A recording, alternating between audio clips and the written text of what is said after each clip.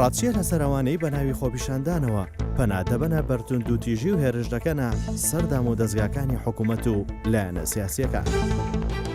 دەبێت بە شێوازێکی مەدەنیانە خۆپیشاندان بکات، نابێت شێوی بنێتەوە یاخود ببێتە هۆی تێکدانی نازدەخامگیری شار و سوتاندنی بارەگای حیزبی و شوێنە حکومیەکان، چونکە ئەمە هەمووی سامانی میلیە و دەبێتە هۆی زەرەگەیاندن بە مڵک و ماڵی گشتی بەعام.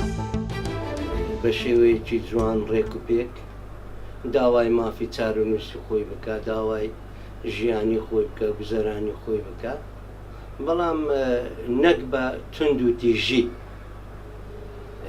هێرشکەنە سەر دام و دەستگای حکومی، جێرە شێوێنی